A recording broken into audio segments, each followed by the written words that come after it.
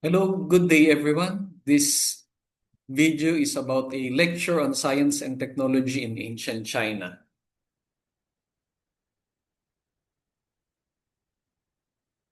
So the Chinese civilization is one of the major civilizations in the world, and it has been studied thoroughly by archaeologists and historians. And as such, we can also investigate what is happening here in terms of science and technology, primarily going to their philosophical foundations and search for things that can tell us something about their thoughts when they come to investigate the world around them and about themselves. When we examine Chinese philosophy, we will find out that it is made up of layers, just like the layers and icings as found on top and also in between the cake. So it is like the layers of a cake. The bottom one would be Taoism. Taoism embodies all the philosophies that generally tell us how we should live harmoniously with nature. So this has a strong spiritual aspect, spiritual or even supernatural aspect. So we will label this form of philosophy by the Chinese as the uh, Taoism, no? Or that which has something to do with the Tao or the way. Okay, and on top of that, we have the others, no? Like Confucianism and Buddhism. Lao Tzu was one of the writers of Taoism. He has these writings which we now call the Tao Te Ching, and it embodies most of the things we have to follow in order to be harmonious with the environment. Confucianism is also a major, so we should say, ideology in China because it prescribes what to do when we want to be harmonious with human society. So first with the family, as you can see, the Chinese have specific names for family members, no, just like Filipinos. So in the Filipino case, we usually call our elder brother, kuya, or manong in Ilocano. And also with regards our elder sister, ate or manang.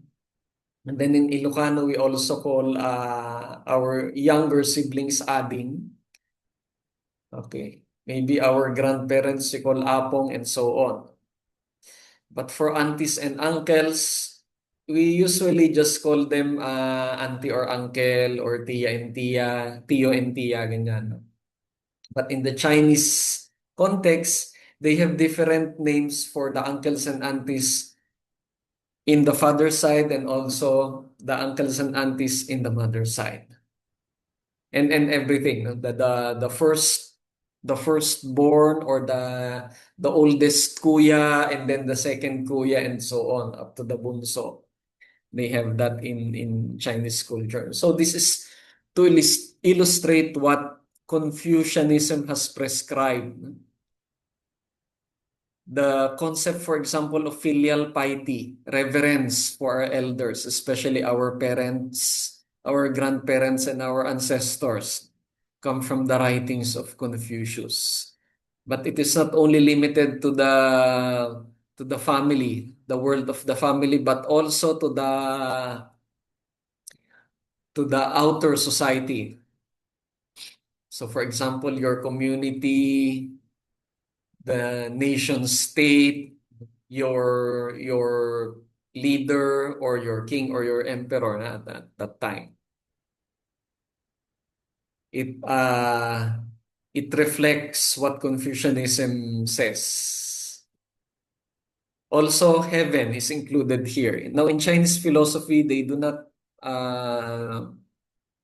the concept of God as a supreme being is not so much emphasized. So we usually refer the absolute reality among them as heaven or Tian in the Chinese word. Tian. Okay, so if the ruler doesn't live up to expectations, there might be problems which would prevent him later on, no? Eventually to rule and to get down from his or her throne. The same way like halimbawa if you do something bad to your parents, most likely society will get back at you. If you also do bad no, against your ancestors or maybe you do not venerate them, no, something will happen. Something supernatural will happen. So these are the things that govern Confucianist principles. So Confucianism emphasizes harmony with human society. Taoism, meanwhile, emphasizes more on how an individual should be in harmony with the environment, with nature in particular.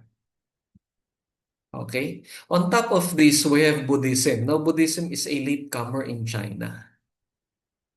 And as we have known, this philosophy came from India and it was carried by missionaries in many parts of Asia, such that it eventually took root in China.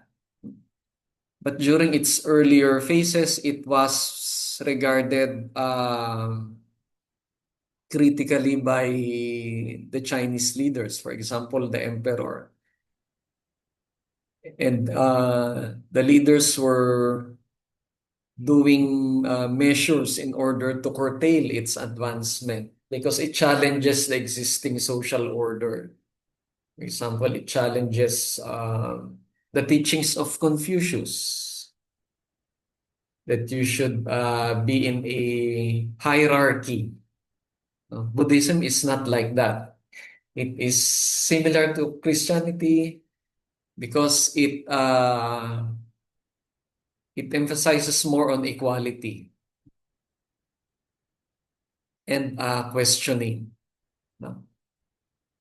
More on philosophy, but the questioning type of philosophy. No? And it is supportive of knowledge acquisition due to this.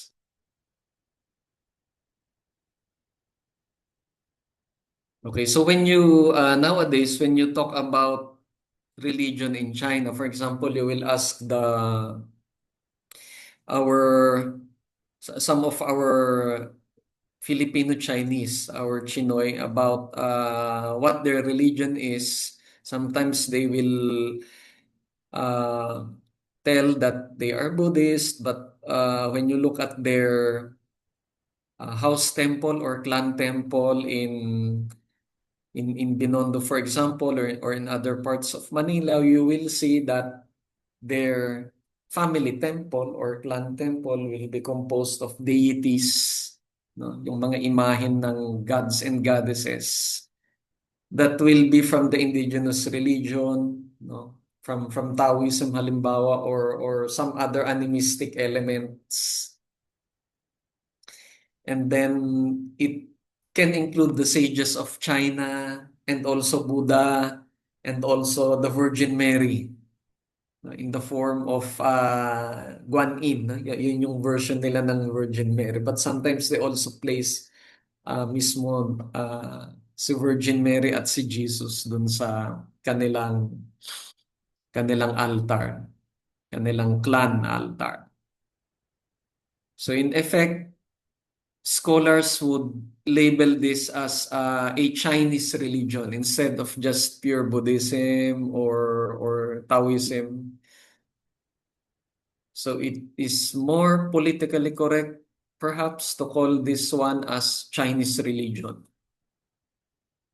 because it is a blend of many of different elements.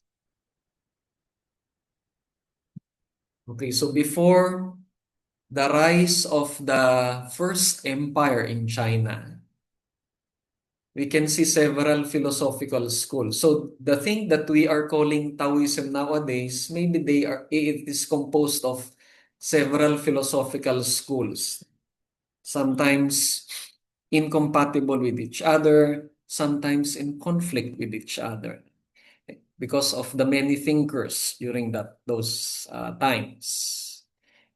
And then these philosophical schools were eventually whittled down when the first emperor of China appeared. Now, the first emperor of China was Chu-Si. No, sometimes it preferred particular kinds of philosophy in order to maintain itself, in order to maintain society. So those ones that were critical of its objectives would be suppressed. And this was what happened to the other philosophies that we do not know of today, but were present during the time before the first emperor of China appeared. Okay, so the teachings, for example, of Confucius and Lao Tzu, passed this screening by the first empire. And so until today, we we can study these philosophies. But those ones that were suppressed and were eventually uh, prevented, by the emperor to propagate, these ones we do not know of, do not know much. One of these philosophies that were suppressed by the first emperor, no, the Qin emperor, was Mo-tzu. No? So Mo-tzu is a philosopher. No? He lived around 300 years before Christ or BCE, before Common Era. Now take note of this designation of time again. No? We will be we will be using this often, especially when we talk about archaeology and history. So his ideas and concepts were more logical, which means that it was similar to those of the Greeks and also to those of the Indians, no? And were not totally associations with the supernatural. Okay? Although we cannot expect it to be totally secular, no? When we say secular, we mean that it is rather detached from the belief of the supernatural. Okay, so this is your secularity or being secular. Okay, so the teachings of Mo-tzu or the philosophy of Mo-tzu was not totally secular because it still invoked heaven as the ultimate cause of everything, responsible for the social and the universal order.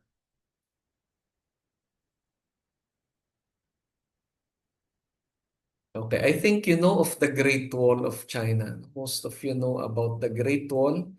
This was a structure, a formidable structure uh, that was created. We cannot say it was formed, no, but was strengthened, no?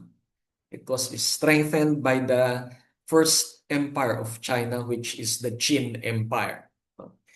Before the appearance of the Qin, there were already several walls in China. No?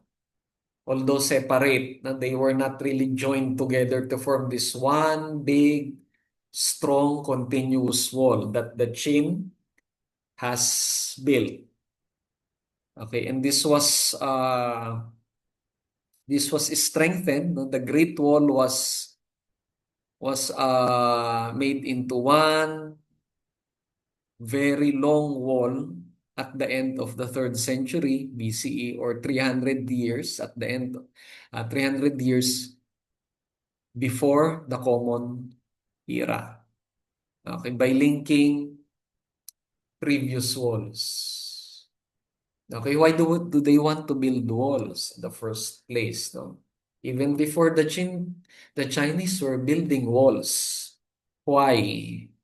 Because they were fearful of the people to the north of them. So the Mongols, no? Primarily they were the Mongols, but other peoples were also living in that area. They called by other names, no? Pero yung isa dito, the one that we know of, no, because they are popular, no, because they built a huge empire again, no, later on after several centuries, no. These ones were the Mongols. So the Chinese were fearful of these people. Oftentimes they would ruin their empire. They would overrun it. So the Chinese and the Mongols were mortal enemies to each other.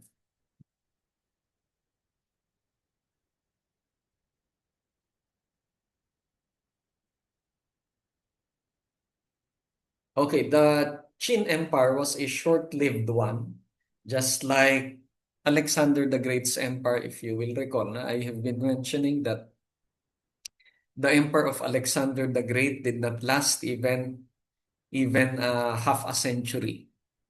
Okay, the same thing with the Qin Empire, no? The first empire of China. Now, how big was the Qin Empire? No, we are still talking about the Qin Empire here.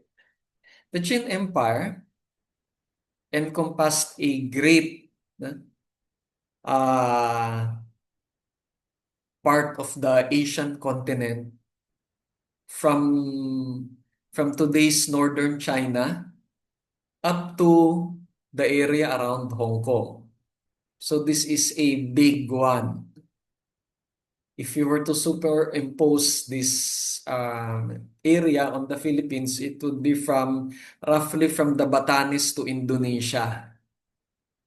Okay, to southern Indonesia at that. Okay, so it was big. Okay, and to the west, it encompassed all the fertile lands, the fertile plains that they can get. So again, if we superimpose this on the Philippines, it is from the Philippines to Malaysia, even the edges of Vietnam. Okay, so it would reach those places. Okay, so it was big, no? But it did not last long, and it crumbled. It crumbled, and then there was fighting again, and then what came next was the Han Empire. Okay, it was the Han Empire. So this was the second big empire, and it was bigger than the Qin because it was attempting to acquire Central Asia. So until now, a part of Central Asia, a big part of Central Asia is under Chinese rule because the Chinese got the right to claim that region due to the advances of the Han emperors. Okay. 2,000 years ago, no? Around 2,000 years ago. The Han Empire made contributions to China because it was from the Han where the identity of the Chinese was established. No? So we will hear many people talking about the Han ethnicity. No? When we say Han, we are referring here to the Chinese, the typical Chinese na maputi, na singkit, okay, straight ang buhok, as opposed to the other Chinese, halimbawa, or the other ethnicities. which do not have this characteristics. Okay, so the Han ethnicity is the typical Chinese ethnicity of the typical Chinese. Okay, and aside from that, it institutionalized the worldview of the Chinese. In what way? So they codified the writings that survived the Qin Empire. For example, the writings of Lao Tzu and Confucius and some other philosophers. And then they made it known throughout the empire. And so this one guides the way of life and the practices of the Chinese until today. No? Until today, many of the Chinese have imbibed this way of life. So if you take a look at these writings, no, the philosophical writings that survived the Qin Empire and was institutionalized during the Han, you will see that a hallmark of these writings should be the maintenance of social order. Now, when we say maintaining social order, this means that a human being is being harmonious to the to society and its environment. Okay, society and its environment. The stability that you can see between this and a human individual.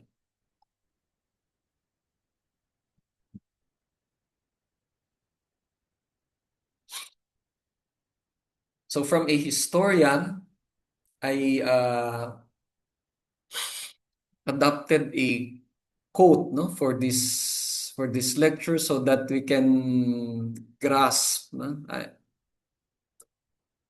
what these philosophies are trying to tell us. So to quote, for the ancient Chinese, things were connected rather than caused. Okay, so number one idea, things were connected rather than caused. Because in science, we are always preoccupied with processes, no, and logic, cause and effect. And then the effect later on will become a cause of another effect and so on. So this is the mindset of the ones which were regarded as the builders, the founders of scientific thought, no? In the Mediterranean area, like the Greeks and also the surrounding cultures. But here,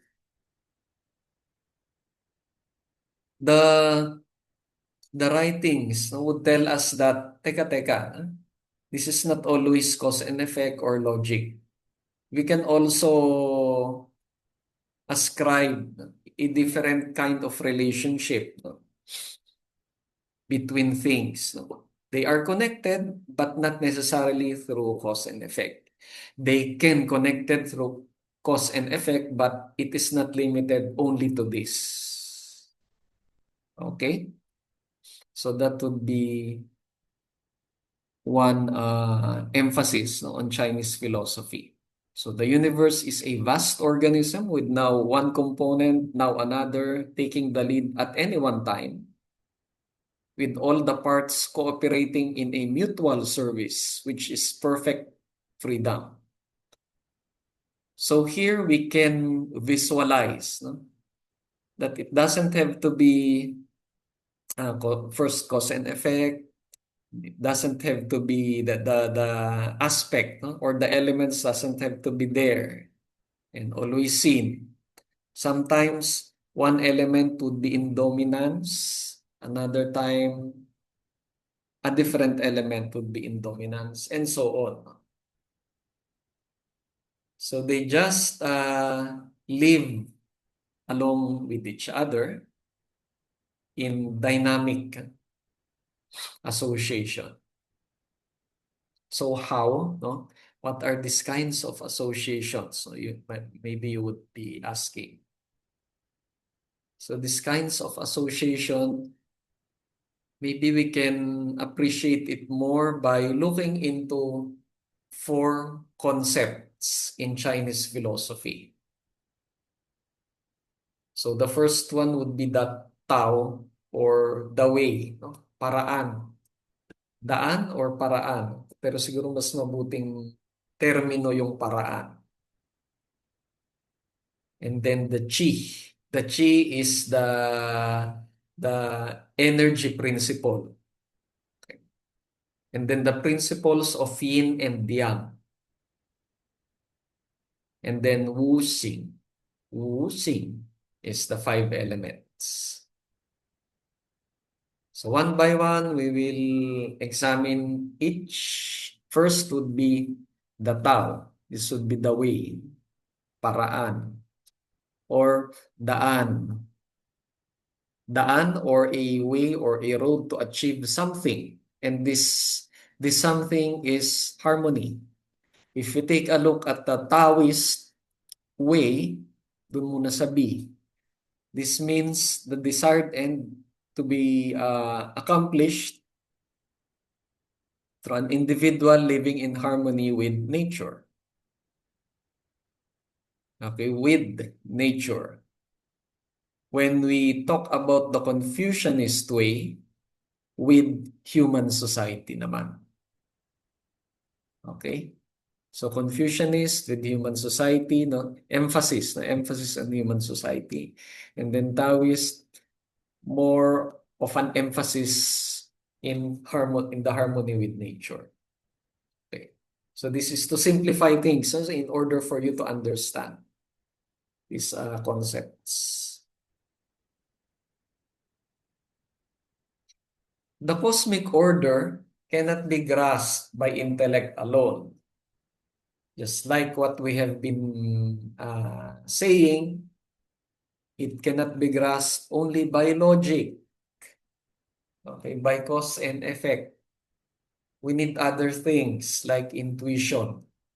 Intuition is like your pakiramdam, diba?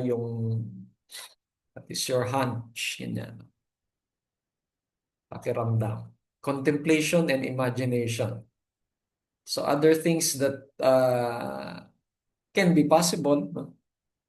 But not always logical. Okay, so to quote one of the ancient philosophers here, okay, another quote that can help us understand more these kinds of philosophies. So to quote, what the feet tread does not take up much space, but one depends on what one does not tread in order to walk at all. What the intellect knows is limited.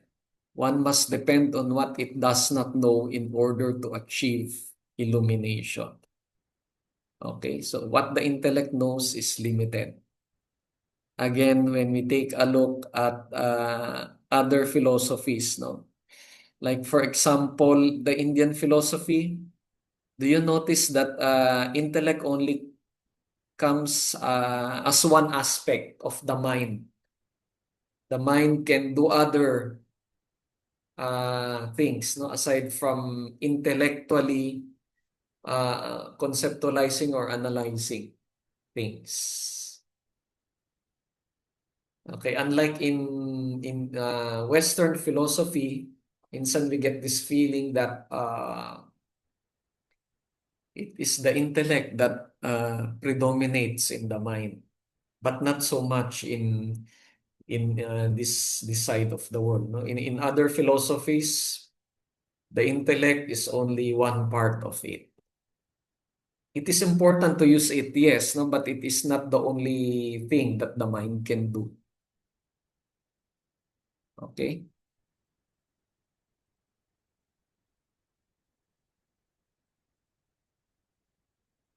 Okay, the second concept would be chi.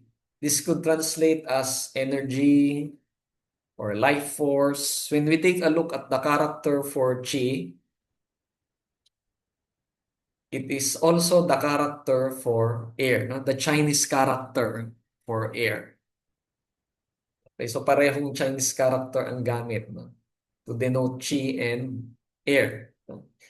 If you remember prana, this is the version of chi in Indian philosophy. Prana is the life-giving force of the body, according to the ancient Indians. Okay, sa Chinese naman, it is chi.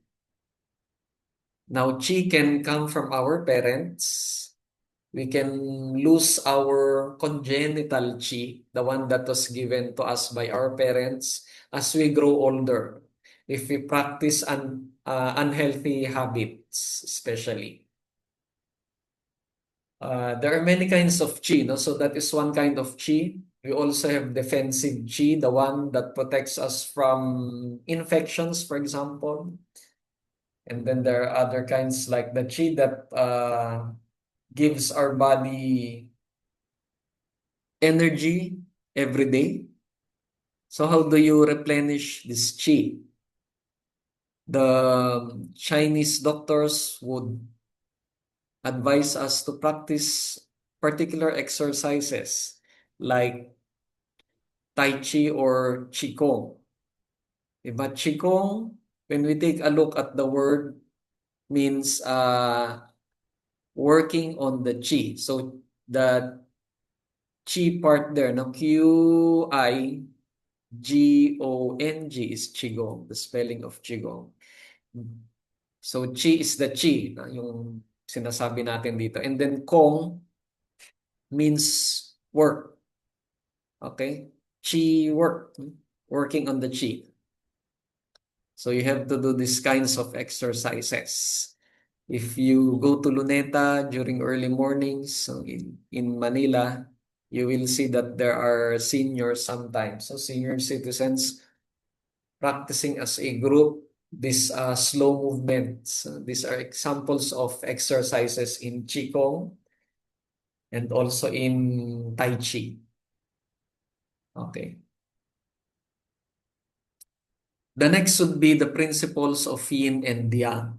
So these are polar opposites. Again, we are looking into dualities. No? At one end, there is a yin. One end, there is a yang. The yin has opposite characteristics of the yang. But these are not to be viewed in terms of bad or good.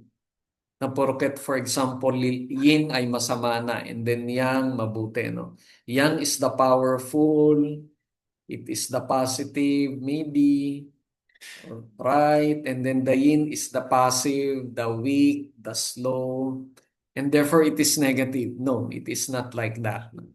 Each one of us has a yin and a yang, and this has to be balanced. For example, if you have to go to class, no? So you have to ride the siguro tricycle or to walk, you got to have energy. So nandiyan na dapat yung yang. You have to wake up, do your daily routine, no? Eating and then taking a bath, brushing your teeth before going to college. So you have to acquire that yang in order to do these things. But when you rest for the night, syempre you cannot stay up the whole night. You have to rest and go to sleep. Okay, and when you do this, the yin predominates. You have to relax. You have to be passive. You have to rest so that your body can recuperate from a day's work or a day's lakwatsa. Okay, so this is the yin principle naman. Okay, later we will have a slide for this. And then wuxing is the 5 elements. So remember that the Greeks and the Indians too have 5 elements. The Chinese also have 5 elements that are seen to be governing the universe. No? Not just composing them, but governing them. When we mean governing, the characteristics of these elements, so each of them would have an impact on our living, okay, on our health status, on our perhaps relationship with others, and so on. Okay, so this is the Wuxing or the five elements. So take note, hindi lang ito bumubuo ng mga bagay-bagay sa mundo, no? Just like the ones we have mentioned about the Greeks and also about the Indians, but it also governs the dynamics of things, and they are themselves in dynamic association. For example, in Chinese medicine, we have the five elements governing the body. So all of these are present in our body, no? The five elements Dao. And if you want to have a healthy life, we should keep them in balance or relating harmoniously with each other. So if we take a look at the circle and follow the clockwise direction from wood, no, which is one of the elements, we can say that wood supports fire. No? The arrow is directed towards fire. And this means that wood supports fire. Okay, panggatong halimbawa, no? That is how the Chinese explain. You use wood fuel to light up the fire. And then fire supports earth, earth supports metal, metal supports water, and water supports wood. Again, an example to explain this, halimbawa yung water supports wood would be when trees grow, for you to have wood, you need water. Okay, you need water to cultivate trees for it to produce wood. So focus your attention on the arrows forming the star. These arrows would be indicative of the subjugating pattern naman of these elements. So wood subjugates earth, no? Kinokontra, subjugates, no? Nilalabanan. And then earth subjugates water, water subjugates fire, fire subjugates metal, and metal subjugates wood. So halimbawa again, the last one, metal subjugates wood, yung pang taga, okay? Yung palakol is the thing that you would use in order to cut down trees, which is wood. Okay, so that is the explanation given by the Chinese. For example, okay. About the yin-yang principle, if we want to visualize what the principle of yang is, we can think of fire, heat, restlessness, dryness, okay? Hard, no? Something hard, and then excitement. So these are positive qualities, no? More of positive qualities pag dinignan natin sa ating perspective. Although, tulad nga nung sabi natin, we should not look at it this way only. So, excitement, rapidity, non-substantial. So, we are outlining here the qualities of energy or an energetic individual. For example, lots of movement, no? And very bright, very energetic. Whereas the yin, if you like to think about the yin, we can think about water or something cold, quiet or passive, wet, soft, inhibited, slow. Okay, substantial kasi it has a tendency to settle down and relax, and it becomes solid. Okay, and it is conserved. It is stored. So the yin, for example, can be can have an illustration in your rest, no, at night when you sleep. or in being silent when there is chaos or anger next to you, which you do not like to counter, no? Kasi gugulo pa. Okay, so yun yung mga pangangailangan natin dito sa yin. So it is not, uh, it should not be looked upon as negative, no? Because uh, it has to work with the yang principle. And these two are the ones making up a human being. A human being and also the things around us. Okay, to illustrate, so figure 1.10 is the balance of yin and yang. When the yang becomes excess, okay, if you look at the box here in 1.1, an excess of yang will be full heat. And this one happens, according to the Chinese, when you have anger. Now, when we take a look, no, at the health implications of this, according to the Chinese, anger causes hypertension, which is true, no, according to experience. Many people develop heart attacks, no, or yung bara sa ugat, no, infarction, pag nagagalit. Okay? And this is explained by the Chinese in terms of an excess in yang, anger. Anger causes the yang of the liver to rise. So in our body, there are particular organs that carry their own kind of yin and own kind of yang. And the liver, for example.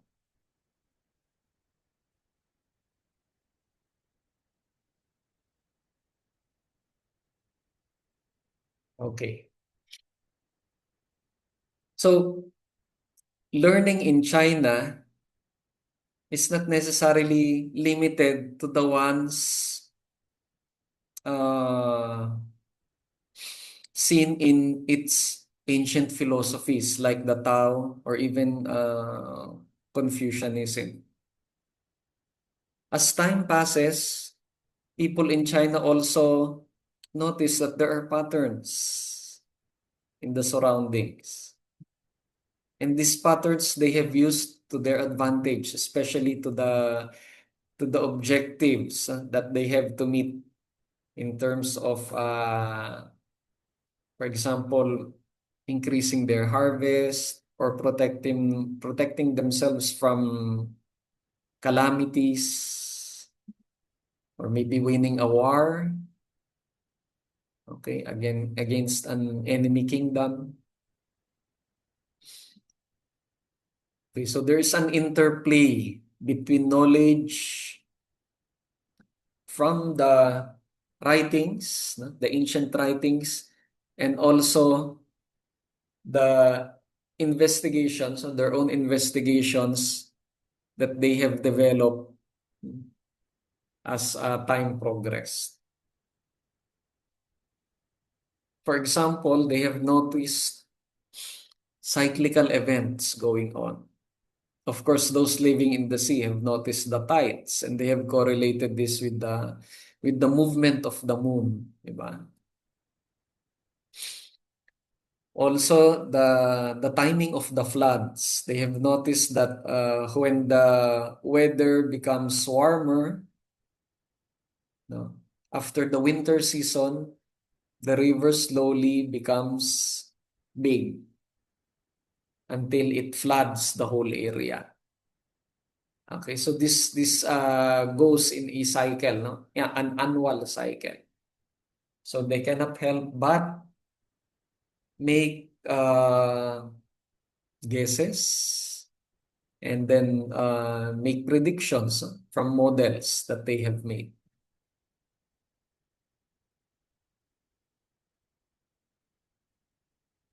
One of the things that these types of investigation were being practiced was in alchemy. So again, like the other cultures, the Chinese would also like to increase their wealth, especially the wealth of the kingdom, no, by the emperor. And specialists have been assigned to produce these kinds of wealth, no, to investigate and develop the technology to produce these kinds of wealth, like gold. So in the process of making precious metals, the Chinese have realized that there are some reactions, for example, chemical reactions that cannot be reverted back to the original foundation. So if you make a metal or a substance, you cannot uh, you cannot turn back, no, the reaction. So this is what you call being irreversible. Okay, so this challenged the idea of the cyclical course of events. So there are events that can be cyclical, and there are events that can proceed only in a one-way direction. So these things, unti-unti nilang in-incorporate doon sa nabubuo nilang knowledge system. Alchemy in particular applied to the ways in maintaining human health. So it applied, for example, to the transformation or the changes that they have seen happening in the body. Through time, they have developed these terms, no? External alchemy and then internal alchemy. External alchemy is the use of minerals and herbs for health. And then internal alchemy refers to the use of the things the body already possesses, like qi, in order to maintain its health. But before this, no, iisa lang yung term nila, no, in order to refer to medicine, no, it is alchemy. So in a way, we can say that alchemy, as applied to the human body, is medicine itself, no, the practice of medicine. So this again is founded in Taoist philosophy. Remember, no? We have to be in harmony with the environment. And if we talk about the human body, a big part of it, no, in order to attain health, should be in harmony with the environment, with the food we eat, with the weather, okay, with everything in the environment. Okay, so these are examples of medicinal plants that they use, no, in external alchemy. There are also cinnamon. So aside from the tangerine peel in the previous slides, they have also cinnamon, intermelon seeds, ginseng, and a host of others, many, many others. Even the food, no? There are foods which are compatible to your body vis-a-vis halimbawa the changing seasons.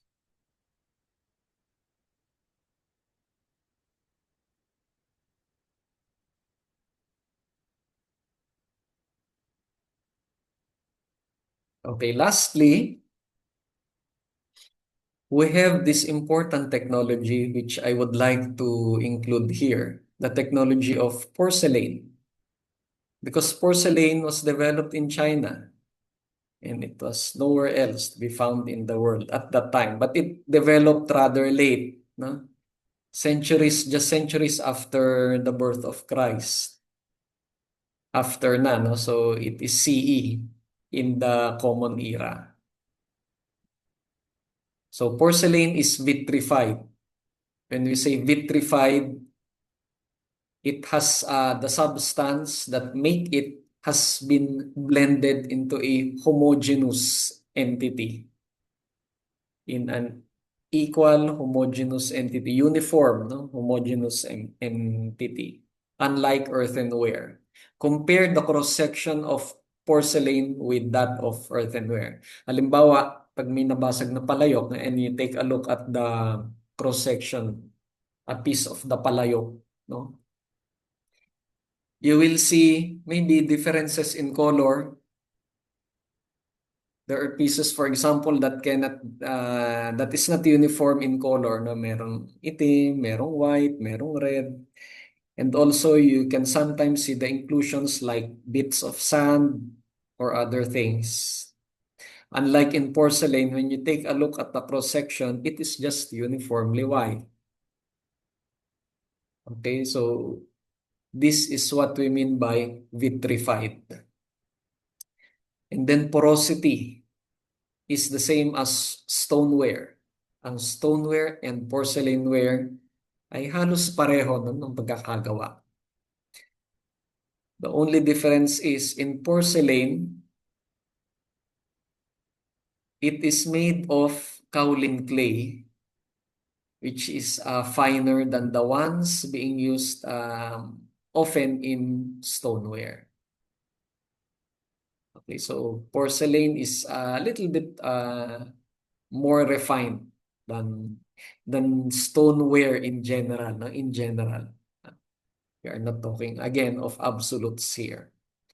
And then the porosity is the same. Ano ba yung porosity? Porosity is the ability for a substance to let other substance like fluids pass through it. The porosity of these types of ceramics, porcelain and stoneware is very, very low, or it doesn't allow fluids to pass through. Okay. Most of the time, it doesn't allow fluids to pass through. Unlike earthenware. So earthenware is a good thermos, so to speak, no, of cold water. Because in the days before the refrigerator, your lolo or maybe your grandparents and great-grandparents would put water into a tapayan, o yung malaking palayok, tapayan, yung banga. So that when they want to drink cold water, not really cold, but relatively cool compared to the water at room temperature, no?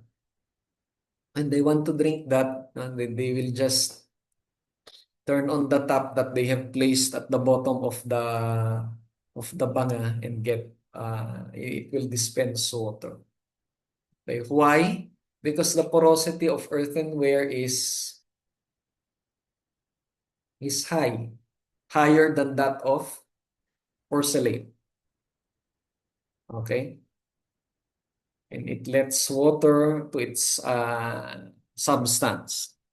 That's it. It lets it in. The firing temperature is also high, and that is why it is vitrified. For earthenware, it is low.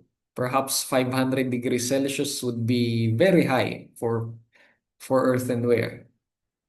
But most of them are fired lower than that. Okay, lower than 500.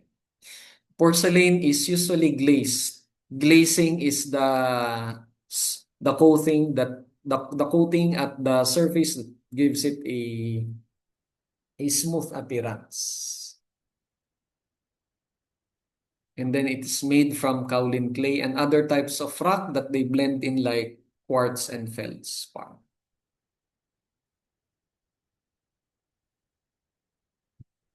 Okay, so this ends our lecture for scientific thought, no, and technology in ancient Chinese culture. And if there are any questions, you can ask them when we meet. Thank you very much. See you soon.